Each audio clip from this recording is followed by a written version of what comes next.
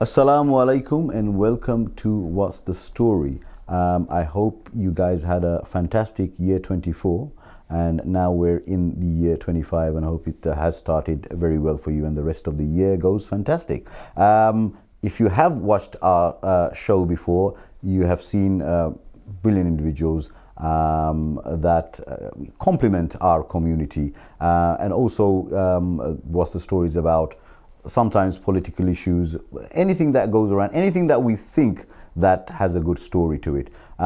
Today is something that is actually close to my heart because it's to do with the Indian restaurant trade, and it's been in the Bengali committee for many decades, and it's something that's paved the way for many of us into new industries and has taken us to different levels. I've got an individual with me today who has actually, the Financial Times thought it was important to do a little article about him and his restaurant, also the Evening Standards and many other platforms. So we definitely should make a story about this. Now, I've got Suhel Ahmed from Tower Tandoori, which is one of the oldest Indian restaurants in London, and we'll be speaking about how he got involved. He's seen his father, run the restaurant, his grandfather run the restaurant, and so many other stories behind the history of that particular restaurant. So welcome to the show, Suhel. Thank you for having me, Sasa. Thank you very much for coming. It's always a pleasure to see you. A vibrant young man, so energetic. And you too. Thank you. Right, so Financial Times did a little article on you, and like I said, the Evening Standard before. How did that come about? So this has been going on for approximately 6 months. Yeah. And I was approached by Financial Times, a reporter who we became friends in the end. Okay, fantastic. So he came to see me at my restaurant, and then there was a process. I think they had to vet me. Okay. To basically verify who I am, to start off with, and they had to sort of come up with a story as well. Right. Sometimes the story that they come up with in the beginning is not always the story that they go with. Okay. They have a hierarchy system as well. Okay. So if the editor doesn't approve, then they have to go back to scratch again. Okay.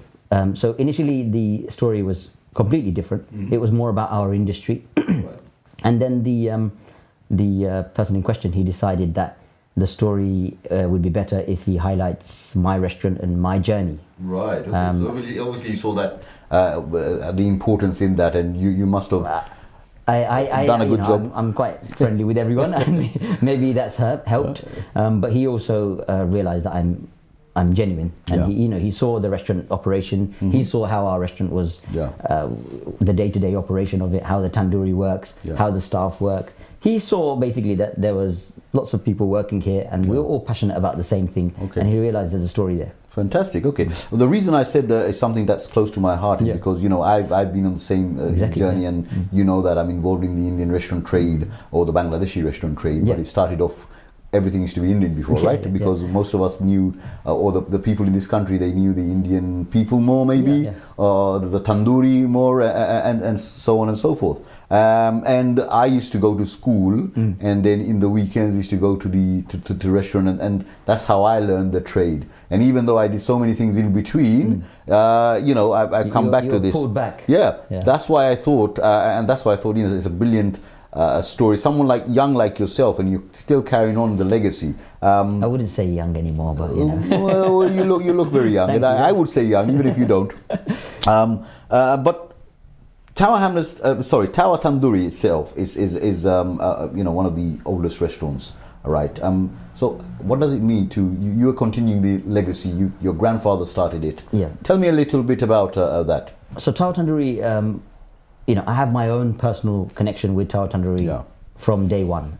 So the day I was born, my grandfather took me to the restaurant before he took me home. Really? So, yeah. Wow. Because in those days, most of the staff were family members, and because I was born in Guy's Hospital near the restaurant. So so before going home, I was taken to work. Okay. Wow. So it's a family story that Yes, everybody knows about. It is. And, my grandfather was, proud to kind of like, you know, he's a newborn in the family. And my dad, there's a story that, you know, on that day we the restaurant was reopened because we had gone through an expansion. Okay. Yeah, so it was one site which is about it started off as life as a 500 square foot site, right, and then on that night, the night I left hospital to go home, it became 1,000 square foot or something like that. You know, a bigger restaurant, a double fronted restaurant. Expanded. You were born on that day as well. Reopened. I was taken home on that day, so went from the hospital to what a great privilege, to East London, where we lived for, you know, the house I was born in, my grandfather's house. And you know, he wasn't like he was a visionary, my grandfather. Yep. So you know, he could see that having a business in Tower Bridge, he could see that, you know, there was legs there in that business, you know, and he could understand the value of having a restaurant business or a property or whatever in Tower Bridge. Yeah, very central part of London. Yeah. Even when, you know, other people were giving him different ideas, even when everybody was working as even my grandfather, he was a tailor. He started off life as a tailor. Really? And the BBC did do a documentary. A lot of people at that time. My dad was also a tailor, actually. So my grandfather did come here very early on. He came in the late 40s, early 50s. He was, you know, he wasn't new to business. No. He was already he was a landlord in the 50s. Wow. So, but in the Bangladeshi he was already an entrepreneur. He had businesses already, you know. And Tower Tandoori was, I would say, his last business. Right. My dad's and my uncle's first business. Well, they were young at that time in the 70s. Yeah. But my granddad had already been, along with my dad, who was, and my uncle, who were young at the time. He's been through other industries, and he's thought at the end, let's open up a restaurant. They had the first Bangladeshi or Bangladeshi owned laundry company. Wow. Which still exists today. Restaurant laundry company. Okay. Right. Capital Linen, it was called. So they also had a sari shop. Okay. They're cash and carry. They've always been in business, you know. Fantastic. A very entrepreneurial family, you know. So as you can imagine, I've got a very good example. You've got to follow in the footsteps. Very good role models. Yeah. Yes, you have. Yes. Right. So so that's how it started off, and that's the what it means also for you to. There's a sentimental value there. Yeah. Because of my family connection. You know, grandfather, father. You know, it wouldn't make sense for me not to carry on this business, which has gone through you know, they've given so much blood, sweat and tears. Yeah. It wouldn't make sense for me to not carry on. So when did you first get involved in actually the day-to-day? I would say since the age of, I would say 8, 9, 10. Goodness me. We've been. That's very early. My dad is a very good, how do I explain it? A communicator. Right. He's a good communicator. He understands the way to kind of bring up a child, I would say. He's an expert at that. I can speak fluent Bengali. Yep. I can speak fluent Sylheti because my dad was very strict when we were young, and he wouldn't let you know, us speak English at home. Okay. So Bengali. So English outside, Bengali at home. So you get best of both worlds. Exactly. And because we grew up in a house which is had 3 generations, grandfather, father, and then us. So we were always encouraged to communicate, encouraged to be part of the business as well. So from a very young age, you know, we were told to come and help do the shopping, the vegetable shopping. Come and help. It always helps. I mean, with family values around and the teachings of how important families are, getting involved in the family business. It all starts at home. Yeah. Definitely, yes. So giving leaflets, school, those kind of things. Yeah. Helping write marketing letters to give to pubs and hotels, that kind of stuff. So from a very early age, you were picking up all these techniques. On the weekend, we would go to the restaurant, would help make those napkins. You know those fan napkins that you see in some old Indian restaurants? Yes. I used to make those. Yeah. All those things we were kind of trained from a very young age, and we saw it more as a hobby. Okay. It wasn't seen as a job. It was seen as more of a hobby, and then it slowly, you know, it becomes part of your life. Yeah. No, I remember doing all that, and it was something that I used to look forward to, you know, in the weekend. So it was very nice. Yeah. What about the challenges that you faced? Obviously, from a young age, you got involved in learning all the tips. What moment of your life did your dad say, you know, I'm going to take a step back? And you are you the eldest in the family? I'm the eldest. Yeah. So what moment of your life? Our restaurant, it's a big business.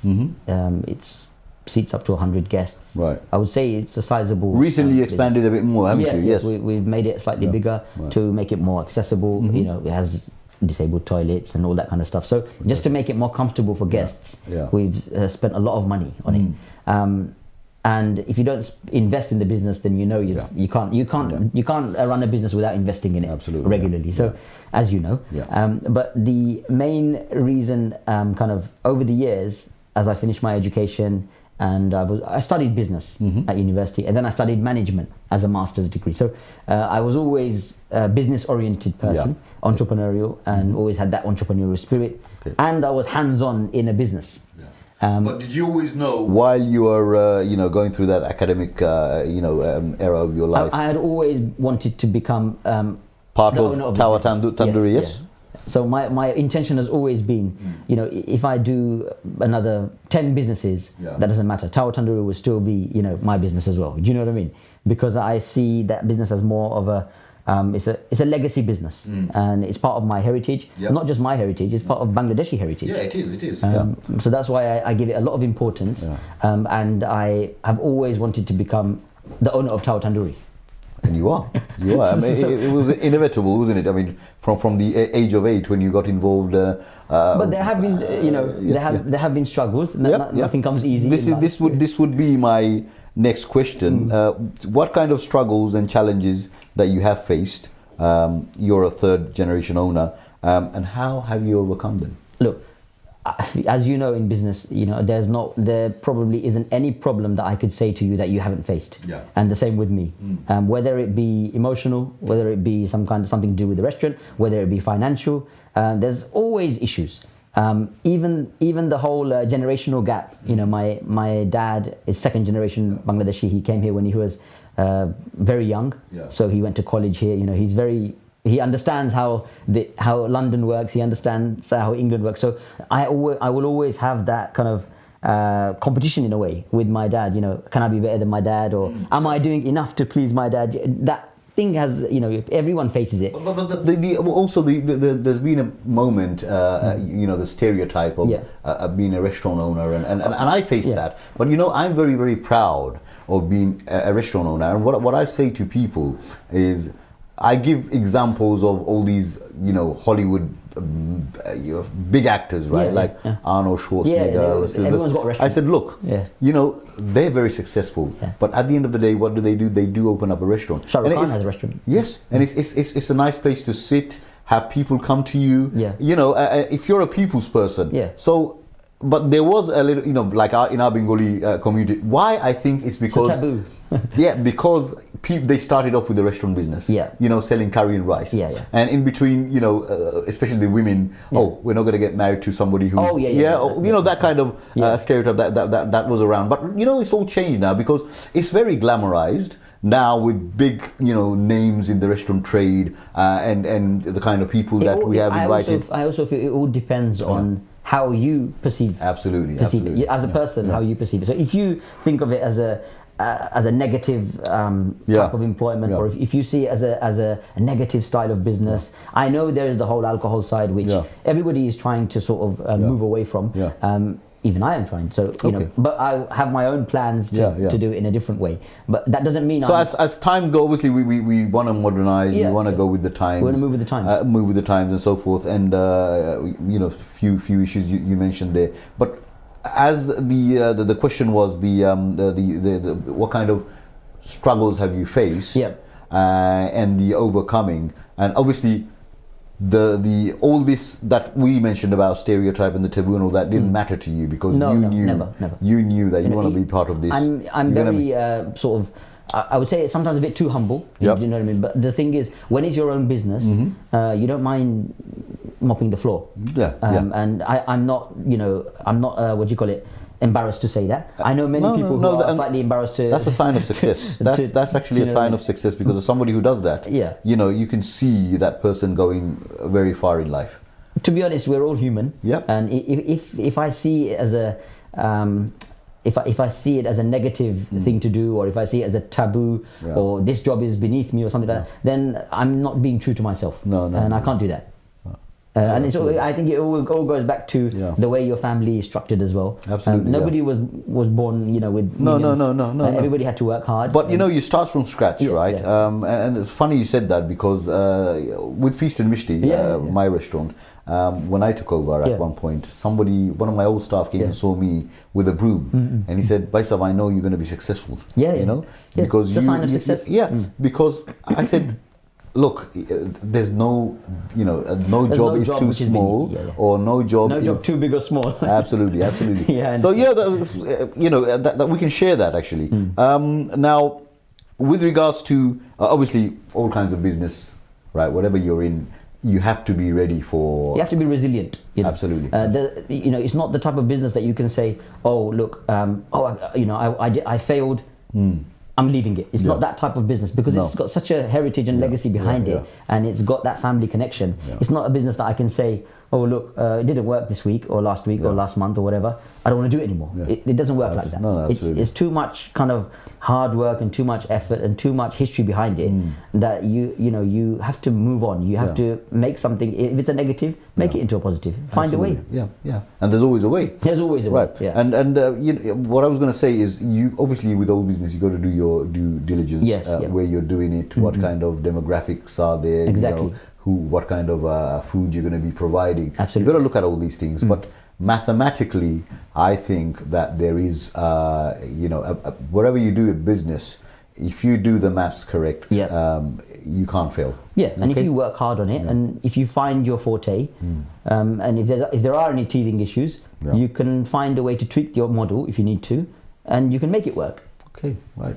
So, I mean, with that, obviously, there are other business that you're involved in, you told me, right? How do you manage Tower Tandoori, and also, what keeps you inspired as an entrepreneur? How I manage Tower Tandoori, I feel over the years I've become more understanding that not everything has to be done by me. Just because I know how to make a naan bread doesn't mean I'm going to go and make a naan bread. Do you know what I mean? So I've learned how to delegate. I think as I've become older in business as well, I think it's not just about age. I think you have to become, you can't just go from 0 to 10. You have to go through 1, 2, 3, 4, 5, 6. You have to go through the process of becoming a business person as well. And I think that's helped me, and I've learned to delegate. I've learned to become more stepping back a bit, and let other people do it, and they can probably do a better job than you anyway. You got to put your faith there, and also if you have the ability to delegate, because most of our restaurants, or in the early years, we used to have this understanding, like a micromanagement thing. We've got to be there. In this kind of time, even now, we do need to be there. Absolutely, yes, but there are ways of being there. Absolutely, yes. And I've been told that Sharif, you run your restaurant with a remote control, and I said, well, this is why remote control was invented. You should, exactly. It was invented. So you can stay away, and most of the year, most of the months of the year, I'm away. I'm out of the country. But I noticed that, and that keeps you fresh as well. I also feel that over the years I've become more organized, and with being more organized and having more processes in place and everything, those kind of small things. If you've got something in place, then people buy into it, and your staff buy into it, and they understand that it's important, and they will be you when you're not there. It takes time, but everybody can do it. It's not brain surgery. No, absolutely. The second question was inspiration. I think initially it was the whole grandfather, father. Every one of my family members has worked in this restaurant. My brothers, my cousins, my uncle, the second cousin. So you've got this heart-to-heart, of course, attachment, connection to it. But now it's less of a family business. The only two family is myself and my brother who are there, and the rest are people who are not immediate family, but they become family when they come into the business. But I think over the time the inspiration has changed slightly, because as you have kids, you grow older, you understand that your inspiration changes slightly. So my inspiration at the moment is more to do with the fact that I want my children to see me in a light how I saw my dad. When I was, you want to be that good role model. I want to be that fantastic role model, whether it be at home or at work, or in the open world, in the community. However, I saw my dad from a young age. I saw him working very hard. I saw him, being involved in lots of good things, projects, and that is a charity itself, being a good role model, because charity starts from home. And if you're the best to your children, if they look up to you, and then they can, in turn give a benefit to others. Exactly.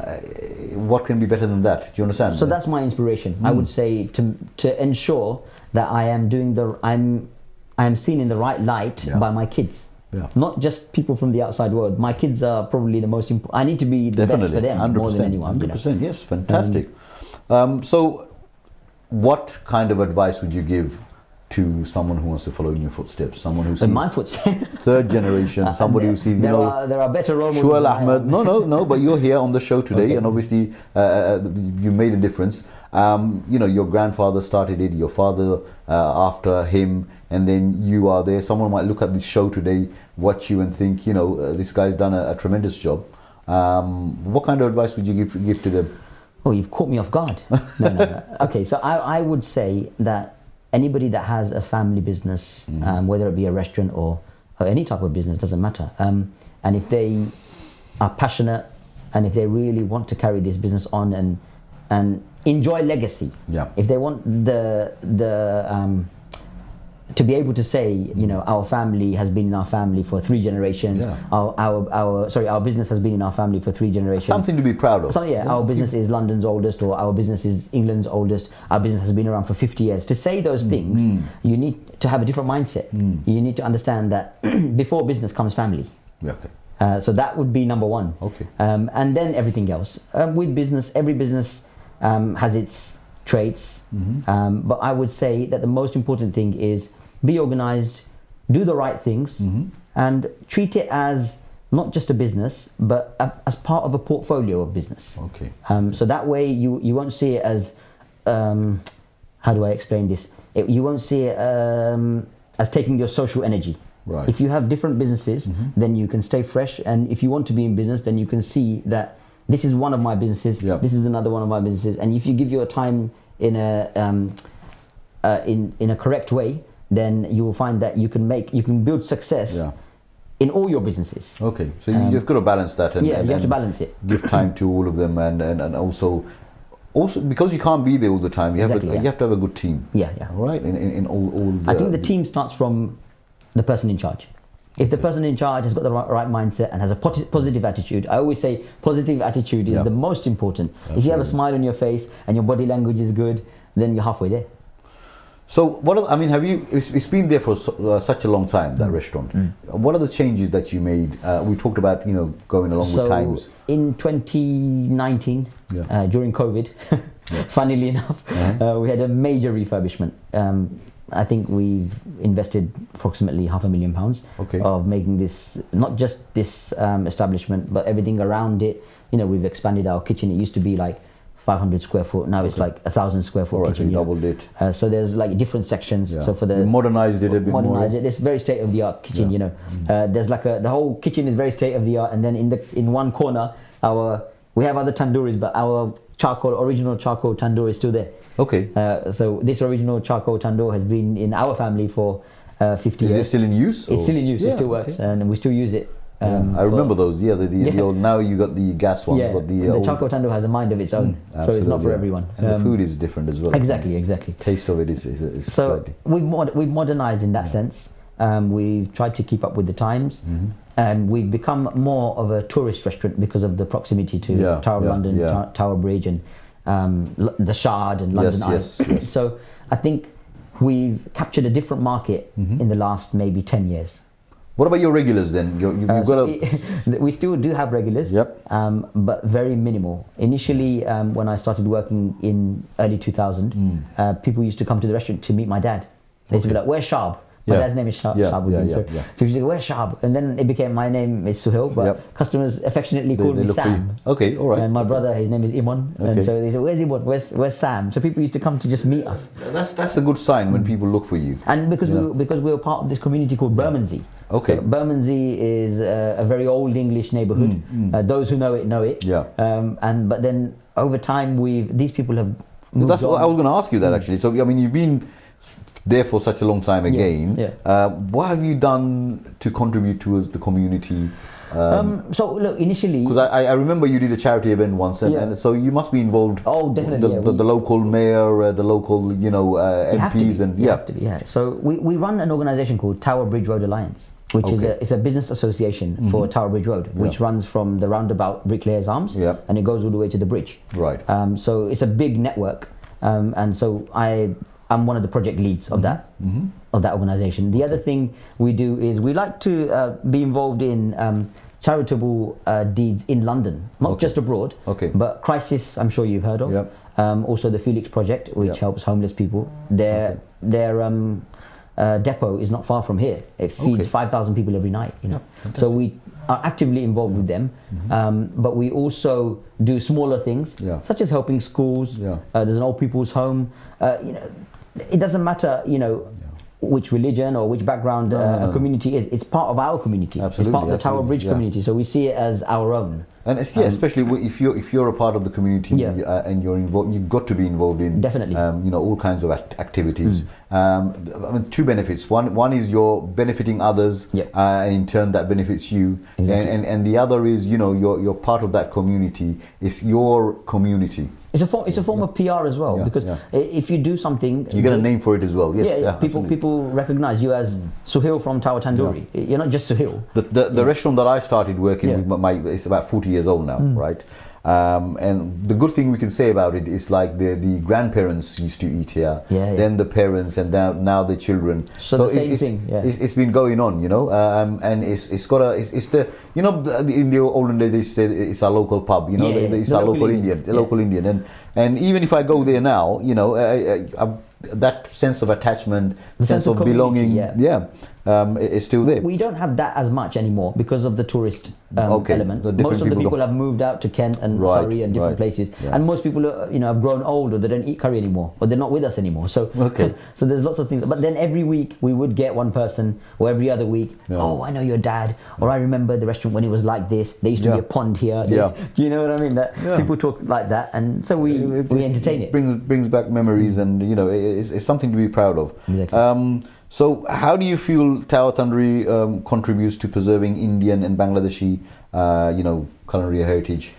Oh, that's a very good question. So look, Tower Tandoori, not only is it important to my family, my family has come to this country in, like I said, in the late 40s, early 50s, and it's a story of my family, but it also belongs to the Bangladeshi community, because my grandfather was one of the first Bangladeshi landlords in East London, and Tower Tandoori has employed numerous people, and it is the story for many others. So the chef now, he's been working here for 15 years or whatever. It's his story as well. There's a one of our head waiters. He's been with us for about 20 years. He's almost my dad's age, but this story, Tower Tandoori, also belongs to him, and also it belongs to Bangladeshi migration, the immigrants of Bangladesh. Absolutely. It belongs to, Tower Tandoori belongs to them. Absolutely. Fantastic. That's a very good way of putting it. All these guys, they've got a story, and it's true, because I nothing without them. Absolutely. I know good staff who say, I've got staff who say, I want to stay in Feast for the rest of my, rest of the term of Feast itself. And why not? Because I've been there for so long, and I say, look, you might go somewhere else. This is what I say. You might go somewhere else. You might get a little bit of more.